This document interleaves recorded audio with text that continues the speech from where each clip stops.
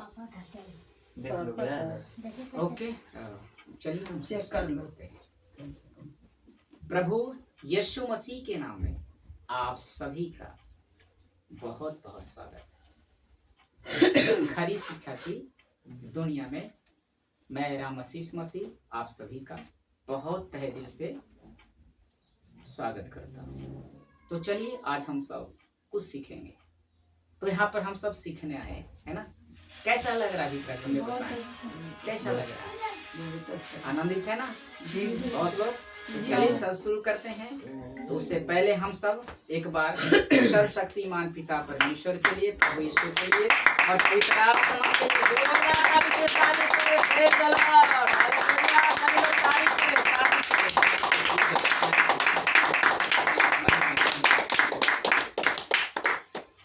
आप सब कैसे हैं? थोड़ा सा आवाज से बोलें, कैसे हैं? बहुत अच्छा है। आज का दिन देख रहे हैं क्या चल रहा है? चल रहा है। तो ये किसकी ओर से पता है? ये सब शैतान का महाजाल है। आज उसी के बारे में हम कुछ सीखेंगे, ठीक है ना? तो आज का जो हमारा विषय है आपके बीच में रख रहा हूँ वो ये है शैतान के 7 झूठ। शैतान के कितने झूठ? 7 झूठ, जो आपके बीच में एक एक करके रखूंगा कि उसने क्या झूठ बोला है, ठीक है ना? तो सबसे पहला जो झूठ है उसने ये कहा है परमेश्वर नहीं है। ओके, शैतान का सबसे बड़ा झूठ उसमें पहला है, वो कहता है कोई परमेश्वर नहीं है। ये लोगों को कहा दिया है कि तू किसकी आराधना, कोई परमेश्वर नहीं है, ऐसे लोगों को उसने कह दिया है। और लोगों ने सोचा सच में परमेश्वर नहीं है। उसने ये सबसे झूठ बोला है, आपको अंधेर में रखा है। उसने कह दिया है कि परमेश्वर कोई नहीं है।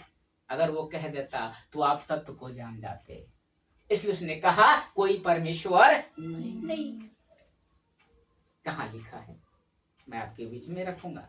भजन संहिता उसका 14 अध्याय निकाले।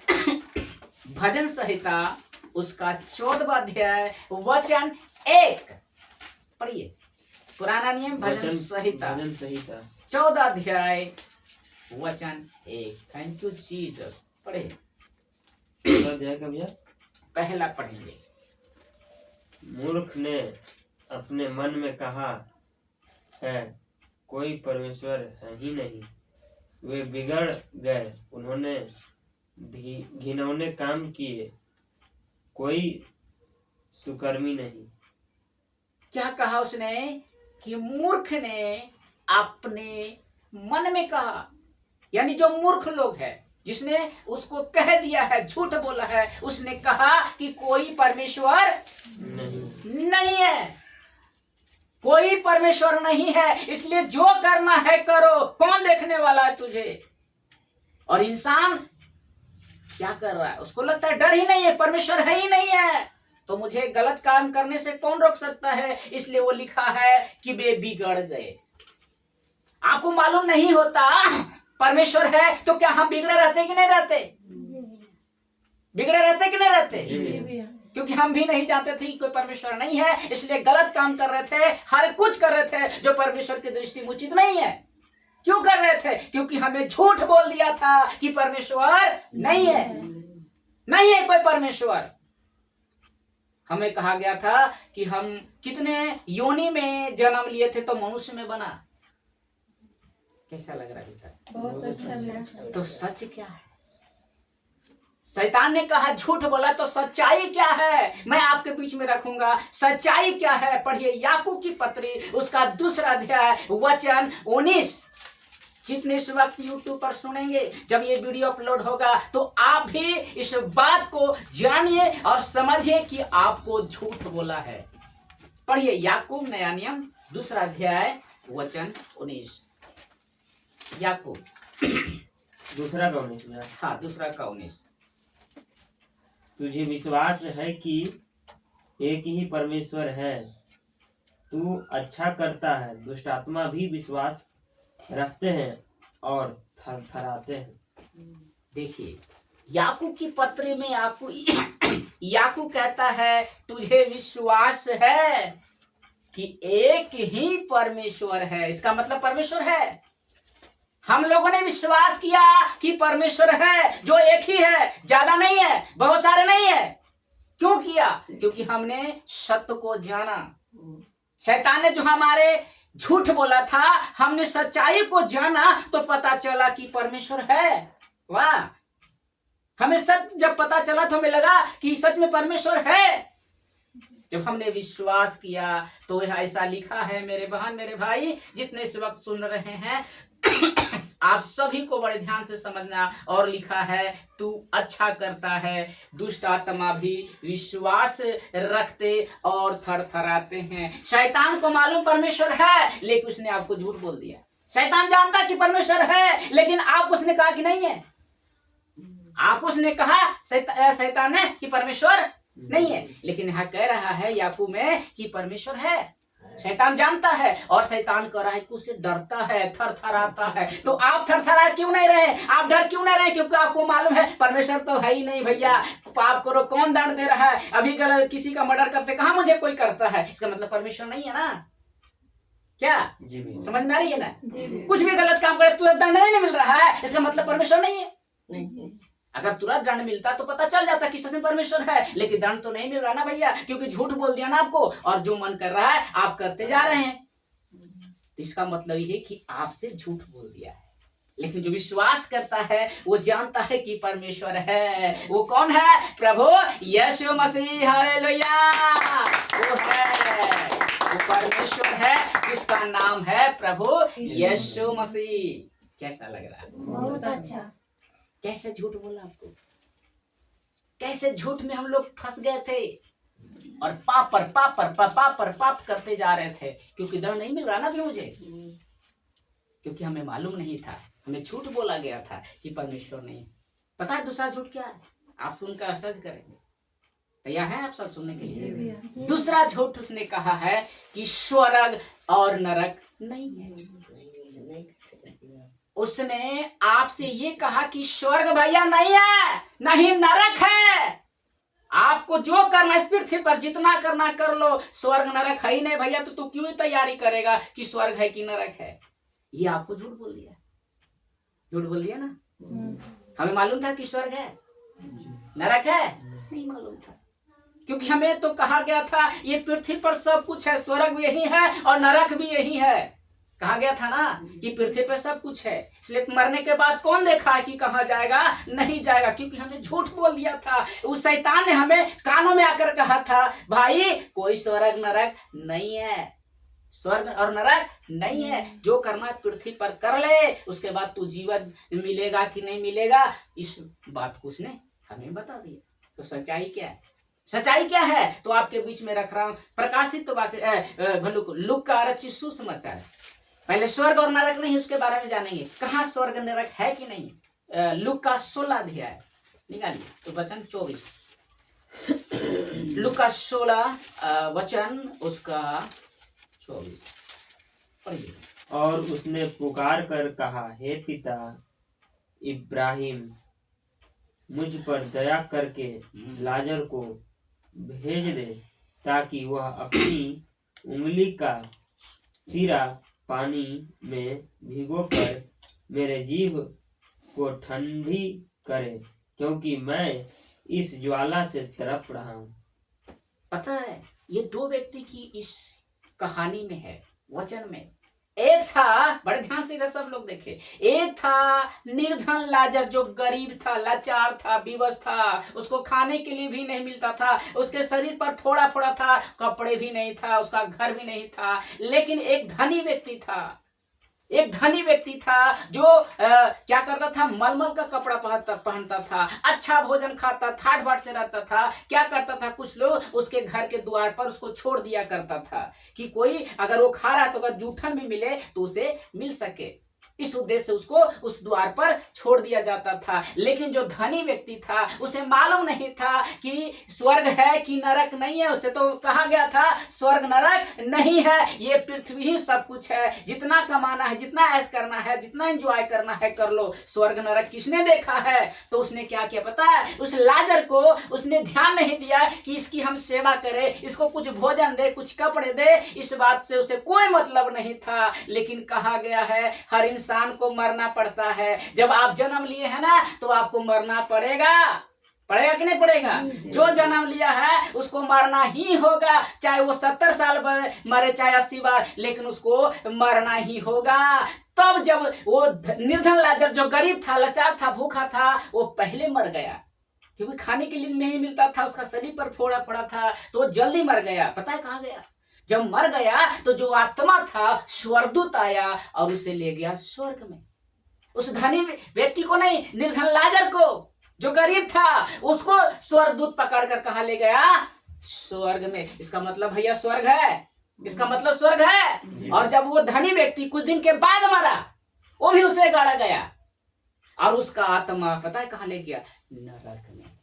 उसकी आत्मा को कहाँ ले गया, नरक में। जब नरक में आंखें उठाकर तो देखता है कि जो निर्धन लाजर है वो अब्राहम की गोद में स्वर्ग में आनंद से, और ये जो धनी व्यक्ति था, जो अच्छा भोजन था, अच्छे सब कुछ उसके पास था, जब वो मरा तो जाके पड़ रहा है नरक में, जहां ज्वलन है, तड़प रहा है। इसलिए कहता है हे पिता अब्राहम, उस निर्धन लाजर को मेरे पास क्या कर, भेज दे। देखिए लिखा ना, लाजर को भेज दे ताकि वह अपनी उंगली का सिरा, अपनी यानी अब्राहम की गोद में जो निर्धन लाजर है ना, उसको कह रहा है कि पानी में डुबो कर उसका जो सिरा है वो मुझे क्या करेगा, पानी में भिगो कर मेरी जीभ पर क्या करे, ठंडी करे, क्योंकि मैं इस ज्वाला में तड़प रहा हूँ।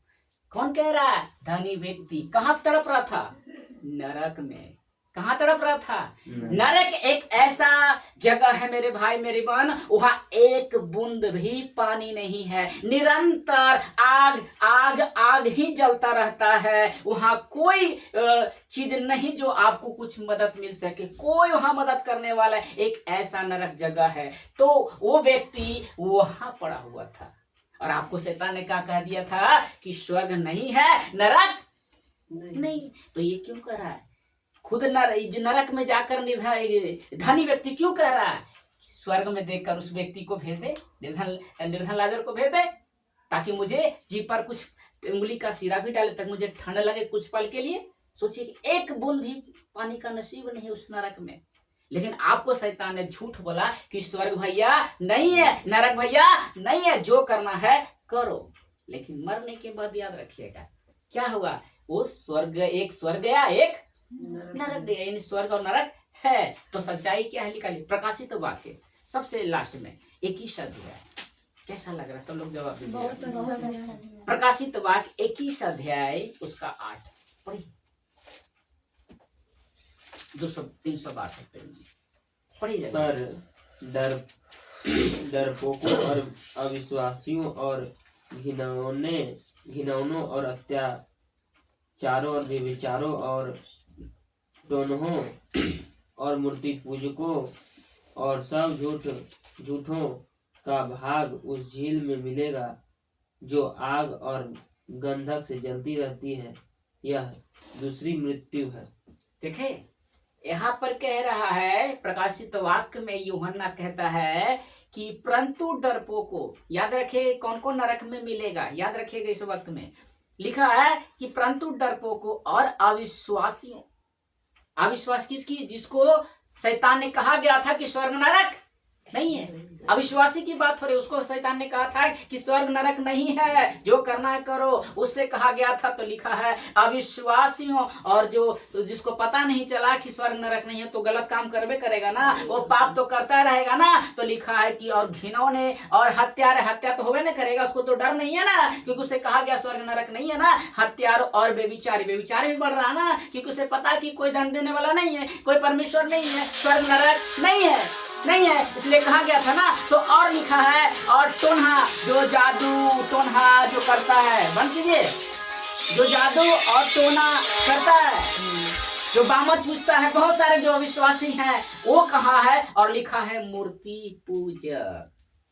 इसका मतलब क्या, जो उस पत्थर की पूजा करता है वो भी कहाँ मिलेगा, याद रखिएगा। और सब झूठों का भाग, यानी जो जितने झूठ बोले हैं, वो लिखा है उस झील में मिलेगा जो आग और गंधक से जलती रहती है, यानी नरक। उस जितने भी लोग ऐसा है वो कहाँ मिलेगा, नरक में। अगर आप मूर्ति पूजा करते हैं तो आपको भी नरक मिलेगा। आपको लगा कि ईश्वर तो ये है, शैतान ने झूठ बोला था ना कि सब तो ईश्वर एक ही है, सब तो भगवान एक ही है, उसके पास जाओ चाहे उसके पास जाओ, ईश्वर तो एक ही ना भैया। वो झूठ बोल दिया था, आपको झूठ बोल दिया, तो आप फंस गए ना उसके बातों में। तो आप कहाँ पड़ेगा, नरक में।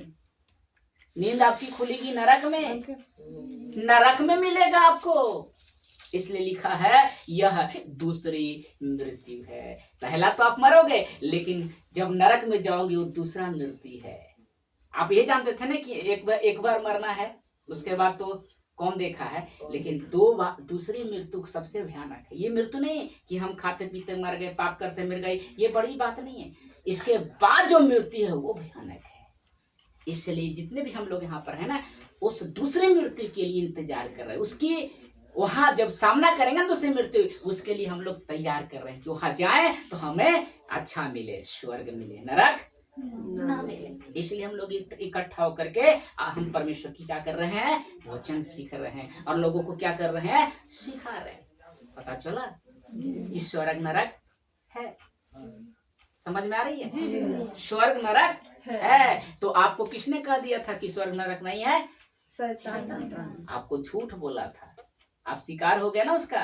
जब आपको नींद कब खुलेगी, जब आप नरक में जाओगे। अभी किसी को बोलते हैं कि आपको प्रभु यीशु मसीह में आना है, आप ये सब छोड़ दीजिए, तो बोलेगा हट, हम नहीं छोड़ेंगे। इसका मतलब शैतान की बातों में फंस गया है। उसने कहा कि कोई परमेश्वर नहीं है, स्वर्ग नरक नहीं है, फंस गया। देखिए लाखों लोग किसकी सेवा कर रहा है, किसकी सेवा में लगा हुआ है, लाइन पर लाइन खड़ा हुआ है, किसकी हो रहा है? क्या वो स्वर्ग जाने वाला है? उन लोगों को झूठ बोल दिया है कि इसकी पूजा करोगे तो स्वर्ग जाओगे। उसकी, परमेश्वर की नहीं, शैतान की सेवा हो रही है। पत्थर में कोई जान नहीं है, कोई परमेश्वर उसमें नहीं है। वो पत्थर है, सिर्फ पत्थर है। किसने बनाया उस पत्थर को? मनुष्य ने बनाया। उसने किसने बनाया? मनुष्य ने। और जब मनुष्य बनाता है और उसे कहता है ये परमेश्वर है, खुद बनाया और उसी को बाप मानता है। अरे बेटा, भाई हम पैदा किए तो हम बाप ने हैं। हेलो बोलिए, बाप हम होंगे ना कि अपने बेटा को कहेंगे तू मेरा बाप है? तो पैदा मनुष्य बनाया ना पत्थर को, उस मूर्ति को, तो भगवान उसके लिए कौन होगा? जो बनाया वही ना भगवान होगा। तो फिर वही लोग क्यों उसको पूजा करते हैं? कहता है ना। तो ऐसे जितने भी लोग हैं, कहाँ मिलेगा? नरक में। कैसा लग रहा है? बहुत अच्छा। कितना बड़ा झूठ आपको बोला गया था। आपके ब्रेन में क्या झूठ बोल के रख दिया था। हम यही जानते थे कि स्वर्ग नरक नहीं है, स्वर्ग नरक नहीं है। लेकिन वास्तविक में हम देख रहे हैं तो स्वर्ग भी है और नरक भी है। हालेलुया। चलिए आगे बढ़ते हैं। तीसरा झूठ क्या बोला पता है?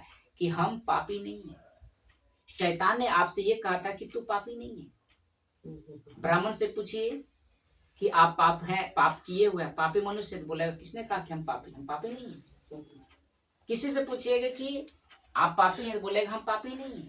हम क्या किए गुनाह, हम पापी हैं। लेकिन ये सारे झूठ फैलाने वाला कौन है? शैतान। उसने कहा कि हम पापी नहीं। अगर पापी होते, अगर कहा होता कि तू पापी मनुष्य है, तो आप उसकी क्षमा के लिए जाते ना जाते। लेकिन आपसे तो कहा गया था कि कोई पापी नहीं है। तो हम तो पापी नहीं थे, हम तो सोचते कि पवित्र हैं, इसलिए हम किसके पास जाएं? हैं? क्या समझ रहे हैं ना? तो उसने झूठ बोल दिया आपको कि हम पापी नहीं है। लेकिन पता है वचन क्या कहता है? रोमियो 3:23 पढ़ेंगे तो लिखा है, 3:23, रोमियो की पत्री उसका 3रा अध्याय वचन 23।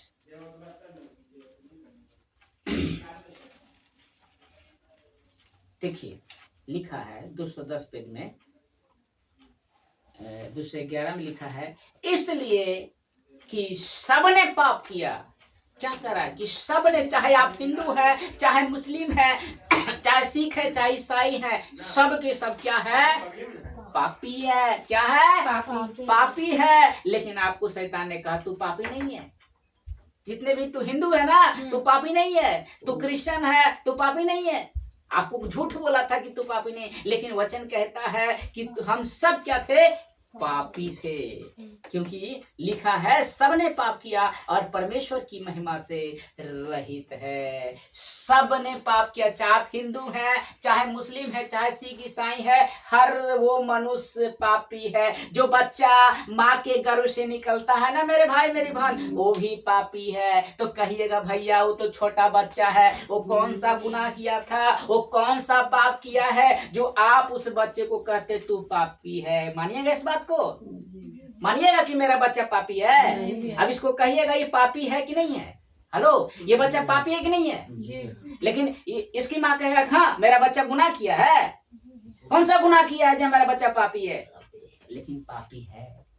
चाहे एक दिन का हो, चाहे एक सेकंड का बच्चा जब माँ के पेट से निकलता है ना, वो भी पापी है। क्योंकि हमारी जो आदि माता था, आदि पिता कौन? आदम हव्वा, उसने ही तो पाप का फल खाया था। वो बुरा और पाप का फल खाया, इसलिए तो बीज, जितने भी बीज निकलेंगे तो पापी न निकलेंगे भैया। वो क्या शुद्ध निकलेगा कि वो पापी न रहेगा? तो फिर कैसे आप कहते हैं कि हम पापी नहीं है?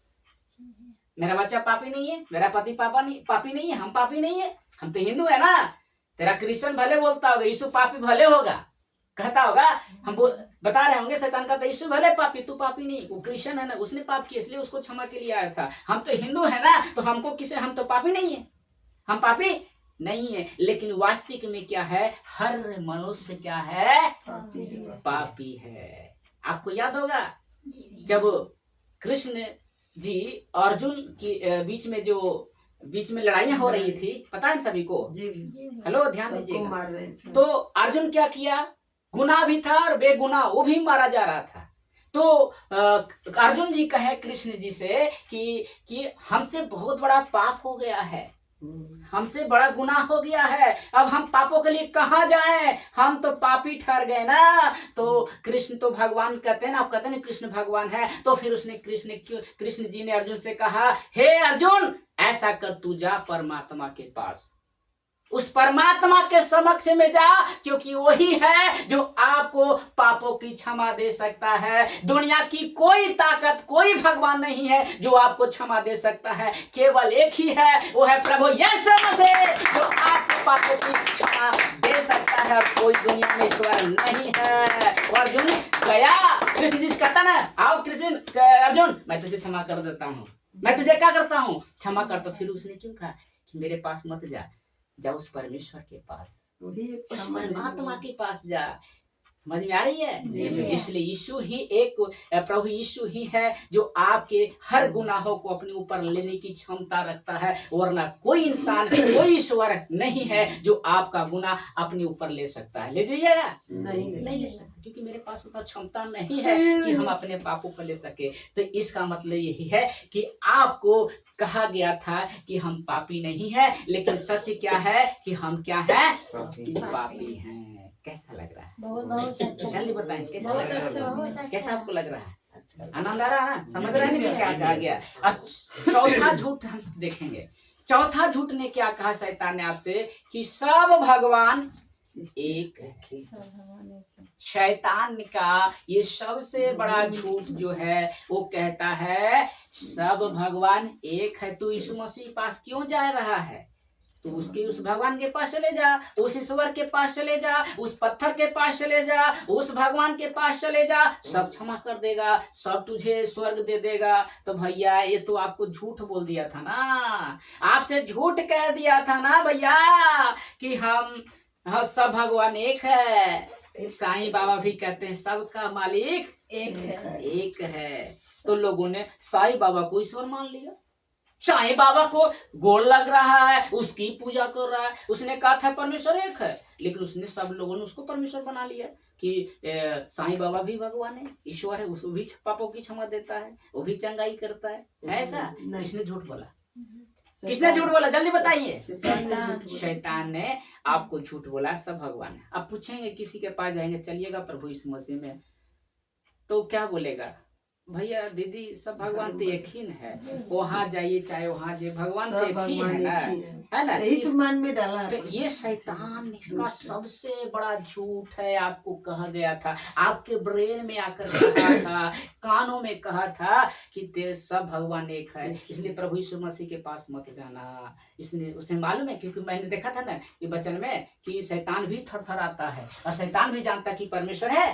तो आपको झूठ बोल दिया ना। क्यों झूठ बोला?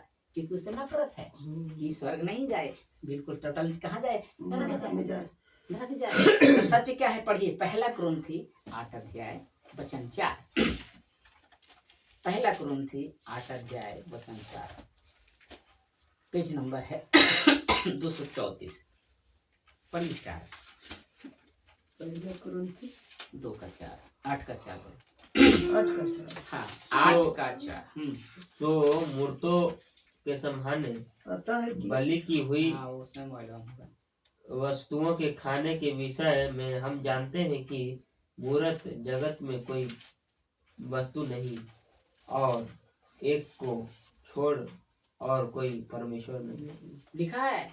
हेलो, बड़े ध्यान जी दीजिए। भैया। उसने कहा शैतान ने कि सब भगवान एक है, तो ऐसा क्यों कह रहा है? प्रभु यीशु मसीह का वचन है, पहला कुरिन्थी 8 अध्याय वचन 4 क्यों कहता है? पौलुस की पत्री क्यों कहता है? जब वो लिख रहा था क्यों कह रहा था? लिखा है, अतः मूर्तियों के सामने बली हुई वस्तु के खाने के विषय में लिखा है, हम जानते हैं कि मूर्ति जगत में कोई वस्तु नहीं है। पौलुस कह रहा है आपको और हमें कि मूर्ति संसार में है ही नहीं है। तो शैतान ने कहा था भगवान सब एक है, उसकी पूजा कर, उसकी आराधना कर, उसके पास जा, क्योंकि लिखा है मूर्ति तो इस संसार में है ही नहीं है। परमेश्वर ने तो मूर्ति बनाया ही नहीं है, उसको बनाने वाला तो आप और हम हैं। हम तो झूठ के शिकार में फंस गए थे कि भैया सब भगवान एक है। तो अगर कृष्ण जी भगवान एक होता तो कहता अर्जुन से कि उस परमेश्वर के पास जा, उस परमात्मा के पास जा। वो कहता ना कि मेरे पास आओ, मैं तुझे क्या करता हूँ?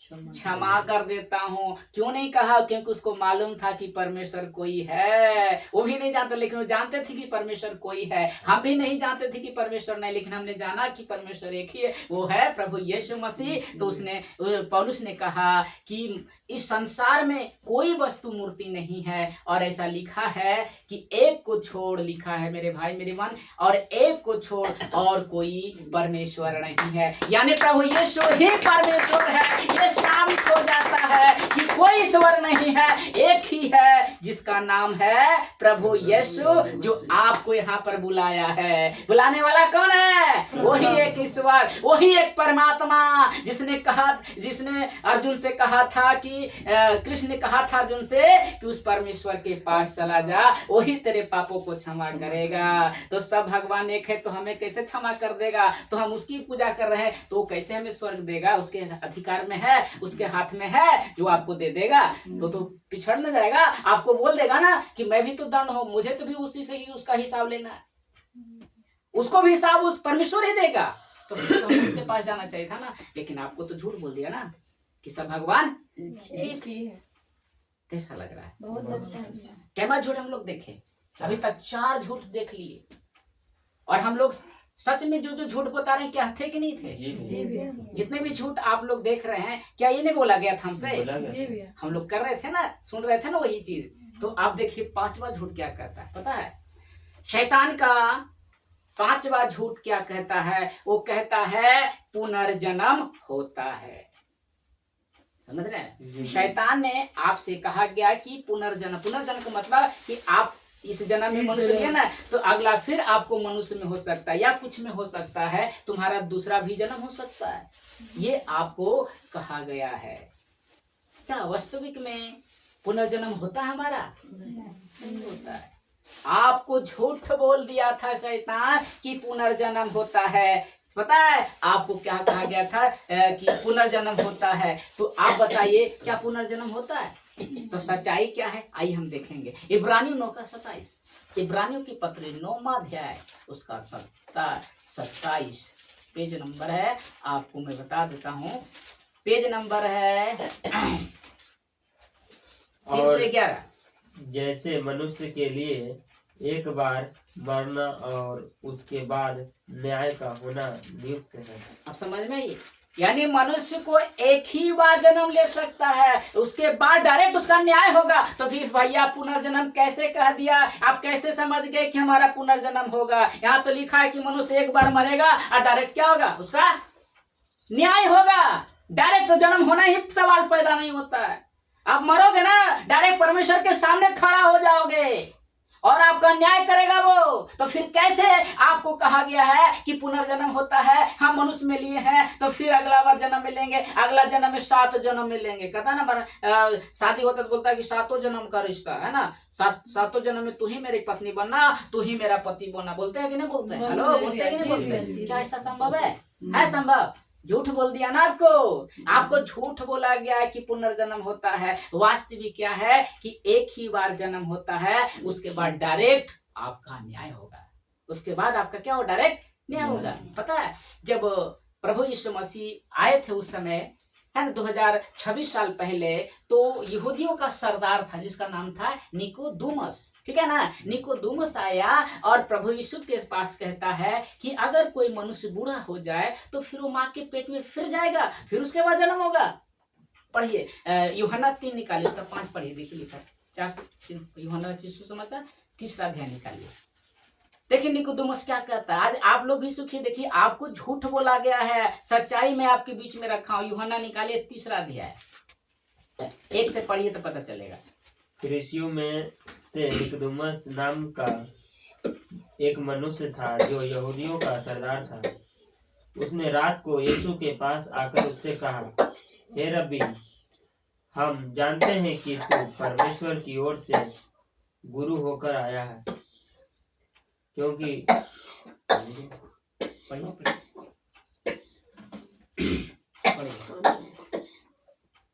पढ़ते जाइए आप, पढ़ते जाइए। क्योंकि कोई इन चिन्हों को जो तू दिखाता है, यदि परमेश्वर उसके साथ न हो तो नहीं दिख सकता। यीशु ने उसको उत्तर दिया कि मैं तुझसे सच सच कहता हूँ, यदि कोई नए सिरे से न जन्मे तो परमेश्वर का राज्य देख नहीं सकता। निकोदेमुस ने उससे कहा, मनुष्य जब बूढ़ा हो गया तो क्यों कर जन्म ले सकता है? क्या वह अपनी माता के गर्भ में दूसरी बार प्रवेश करके जन्म ले सकता है? आप समझ में आया क्या कहा? हेलो, ध्यान दीजिए, यहाँ लिखा है ना, निकोदेमुस ने कहा कि मनुष्य जब बूढ़ा हो गया, जब बूढ़ा हो जाता है तो कैसे जन्म ले सकता है? वो कैसे जन्म ले सकता है? और कहता क्या वो अपनी माता के गर्भ में दूसरी बार प्रवेश करेगा? वो कह रहा जब बूढ़ा हो जाएगा फिर वो माँ के पेट में जाएगा, फिर माँ के घर में जाएगा। इसका मतलब पुनर्जन्म नहीं है। परमेश्वर यीशु मसीह कहना यही था ना, यही तो सवाल उस पर पूछने आया था कि पुनर्जन्म होता है। तो बोला कि जब मनुष्य बूढ़ा हो जाएगा तो फिर माँ के पेट में दूसरी बार कैसे प्रवेश कर सकता है? लिखा है कि नहीं लिखा है? दूसरी बार प्रवेश करके जन्म कैसे ले सकता है? तो पता यीशु ने क्या दिया? पढ़िए 5। यीशु ने उत्तर दिया कि मैं तुमसे सच सच कहता हूँ, जब तक कोई मनुष्य जल और आत्मा से न जन्मे तो वह परमेश्वर के राज्य में प्रवेश नहीं कर सकता। 6, क्योंकि जो शरीर से जन्मा है वह शरीर है, और जो आत्मा से जन्मा है वह आत्मा है। नए सिरे से जन्म नहीं ले सकता। प्रभु यीशु मसीह ने कहा 5वें पद में लिखा है कि मैं तुमसे सच सच कहता हूँ, जब तक कोई मनुष्य जल और आत्मा से ना जन्मे तब वो परमेश्वर के राज्य में प्रवेश नहीं कर सकता, क्योंकि हर मनुष्य जो माँ के गर्भ में होता है वो पानी में होता है। हेलो, होता है कि नहीं होता है? वो पानी में ही रहता है। बच्चा जो माँ के गर्भ होता है ना, उसमें सिर्फ पानी ही होता है। बैठ जाइए, कैसे भी बैठना बैठ जाइए, ठीक है ना। पानी होता है उसमें, इसलिए वो कह रहा है कि जल और आत्मा से न जन्मे तब तक वो परमेश्वर के राज्य में प्रवेश नहीं कर सकता है। इसीलिए हमें बपतिस्मा लेना होता है। इसीलिए स्वर्ग के राज्य में प्रवेश करने के लिए हमें बपतिस्मा लेना चाहिए। समझ में आई? अगर आप बपतिस्मा नहीं लेंगे तो आप स्वर्ग के राज्य में प्रवेश नहीं कर सकते, ये लिखा है। तो समझ में आया कि पुनर्जन्म होता है? नहीं होता है। आपको झूठ बोला गया था और हम उसी उद्देश्य में थे कि भैया फिर मरेंगे, फिर हमारा जन्म हो जाएगा अच्छा जगह, है ना, फिर अच्छा जगह, फिर वो मजा करेंगे, है ना। लेकिन ऐसी है ही नहीं है, ये झूठ बातें हैं। तो सच्चाई मैंने आपके बीच में रखा था इब्रानियों 9:27 में कि मनुष्य को एक बार जन्म लेना, उसके बाद उसका क्या होगा? डायरेक्ट न्याय होगा। अन्याय नहीं, न्याय होगा डायरेक्ट। आपको जब आप मर जाओगे, जैसे हमारे दादा परदादा जितने भी मर चुके हैं, पता है, वो भी उसके सामने खड़ा किया जाएगा। जो हमारे दादा परदादा सब उस परमेश्वर के सामने खड़ा किया जाएगा। आप भी खड़ा होंगे, मरेंगे ना, तो आप भी उसका सामना करना पड़ेगा।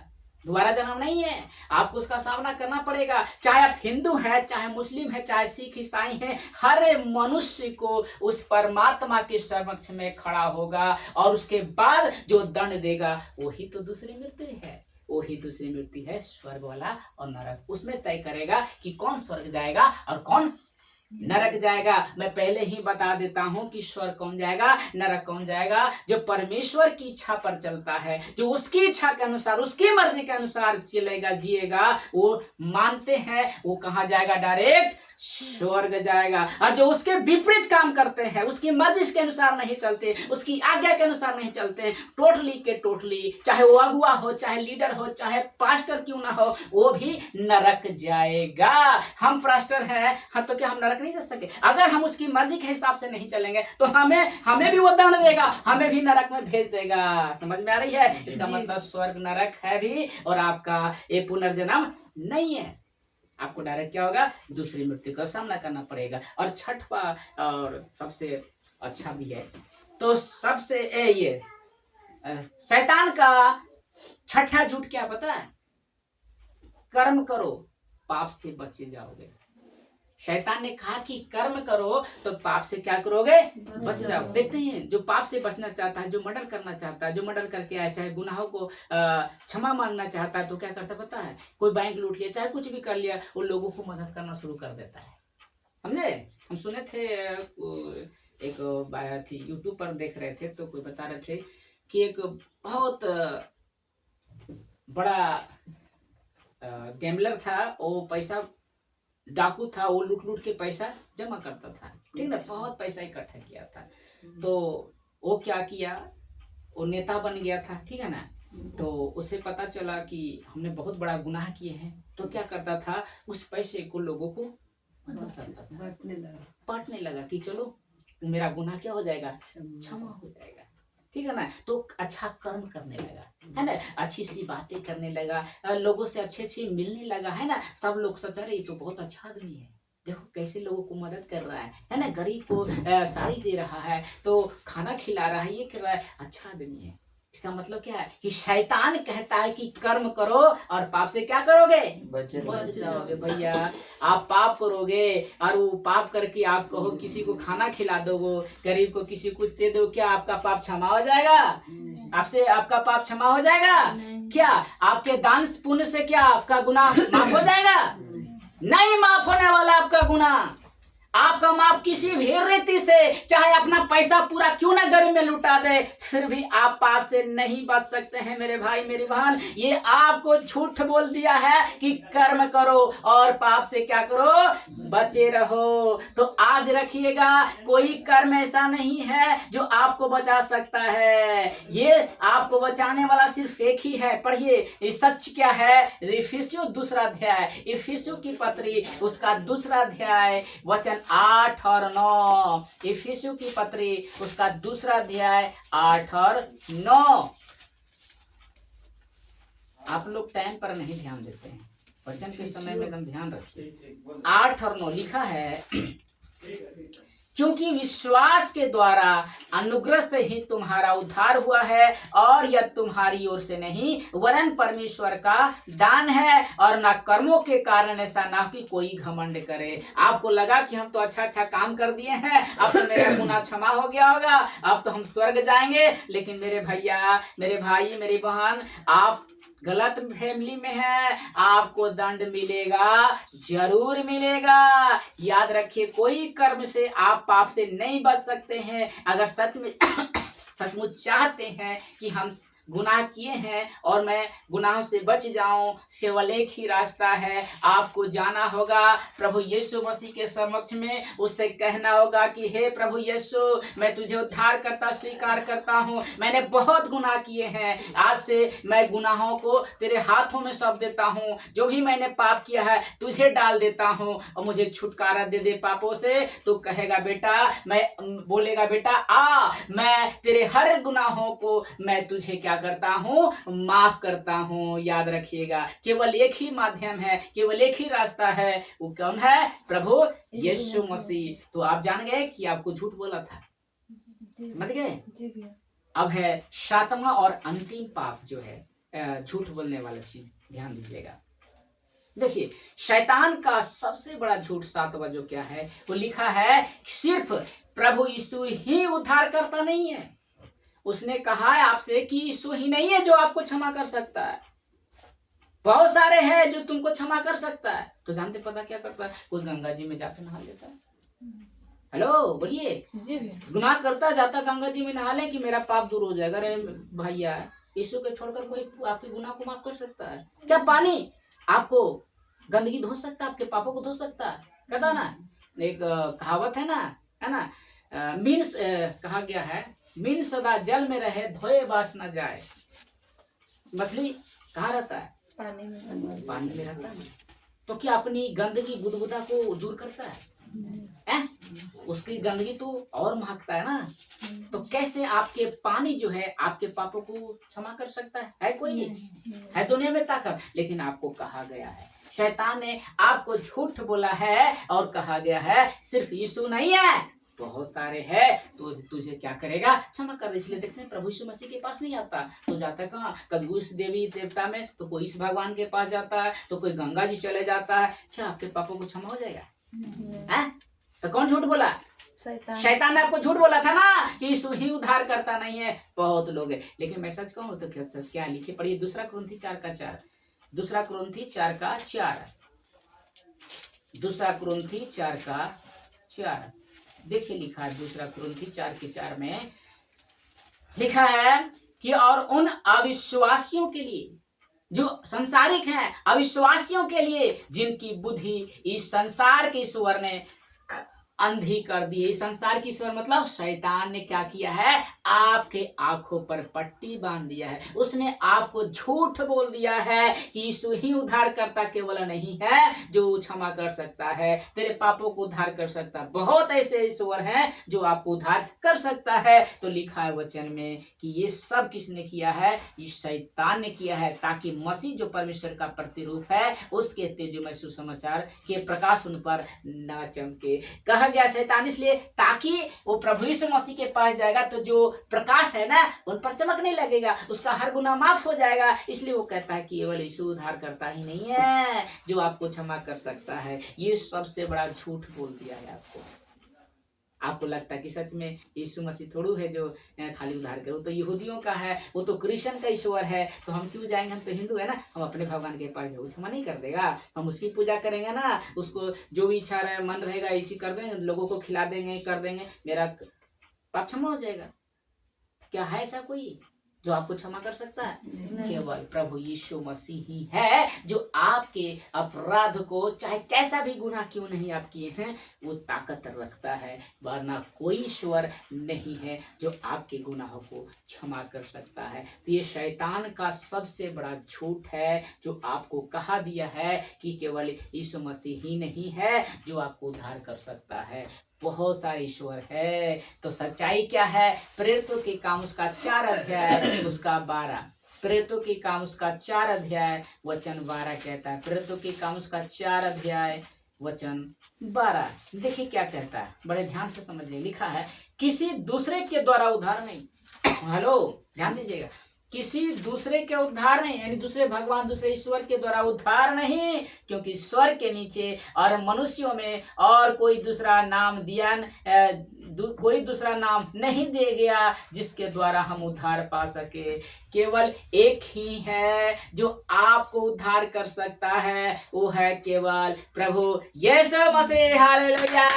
वही आपके पापों को उद्धार कर सकता है, वरना कोई नहीं है। अगर बचना चाहते हो तो उसके पास जाओ। आपको लगता है कि नहीं इसी के पास है वो उद्धार नहीं है, सब ईश्वर के पास उद्धार है, तो आप गलतफहमी में, आपको झूठ बोल दे सकता, आपके ब्रेन में गलत बात डाल दिया है, आप उसके शिकार हो गए। वो चाहता है कि आप यीशु मसीह के पास नहीं है। देखिए बहुत लोग है ना, मूर्ति पूजा छोड़ना नहीं चाहता है। कितना उसको समझाए कि मूर्ति पूजा हमारे लिए नहीं है, वो नहीं कुछ कर सकता। बोला नहीं छोड़ेंगे, हमारे दादे परदादा करते हैं, हम नहीं करेंगे। सूरज को पूजा करने लगे, जो रोशनी देता है उसकी सेवा कर रहा है, उसकी आराधना करता है। बताइए किसने बनाया? परमेश्वर ने। तो आपके माइंड बस को झूठ ने बोल दिया सूरज जो है तेरा उद्धार कर सकता, तेरे पापों को क्षमा सकता है? कोई ईश्वर है, कोई देवी देवता जो आपके पापों को क्षमा कर सकता है? तो झूठ बोला ना, आपको झूठ बोल दिया है। और कहाँ लिखा है? फिलिपियो 2 अध्याय निकालिए, फिलिपियो 2 अध्याय 10 और 11। फिलिपियो 2 अध्याय 10 और 11।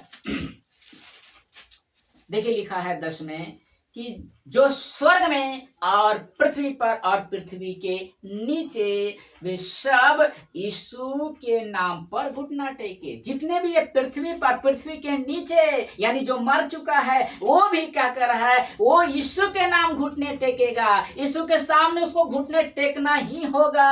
और लिखा है और परमेश्वर पिता की महिमा के लिए हर एक जीव अंगीकार कर ले यीशु मसीह प्रभु है। हालेलुया। एक ही प्रभु है, वो है प्रभु यीशु मसीह। अगर आपको पापों की क्षमा चाहिए तो केवल एक ही है, वो है प्रभु यीशु मसीह। हर वो धर्म के लोग घुटने टेकेगा। आप हिंदू है ना, आपको भी उसके सामने घुटना टेकना होगा। हम भी हिंदू थे, हम भी घुटने टेक दिए कि प्रभु हम गुनाहगार हैं, हम पापी हैं, हम सब कुछ थे, मुझे माफ कर दे। तो पता है उसने कहा बेटे मैं तुझे माफ करता हूँ और मैं क्या करता हूँ, तुझे अपना पुत्र बना लेता हूँ, अपना बेटा बना लेता हूँ और स्वर्ग और पृथ्वी का अधिकार तेरे हाथों में दे देता हूँ, तेरे हाथों में दे देता हूँ। वो है प्रभु यीशु मसीह का नाम। हालेलुया। कैसा लगा आज का संदेश में भाई? शैतान के 7 झूठ से आपको पता चल गया कि आपको उसने धोखा दिया है। चाहे हिंदू है, चाहे मुस्लिम है, चाहे सिख है, आपको धोखा दिया गया है। आपको लगता है कि बहुत सारे ईश्वर है, तो आप गलत फहमी में है, बच के रहिए। अगर आज के संदेश से आपको लगता है कि सच में मैं गुनहगार हूं, तो आपको प्रभु यीशु को उद्धारकर्ता स्वीकार कर लीजिए। आपकी हर वो गुनाह माफ करेगा और आपको बेटी बनाएगा, आपको बेटा बनाएगा और आपको स्वर्ग लेके जाएगा। कैसा लगा आज का संदेश? चलिए आगे बढ़ते हैं।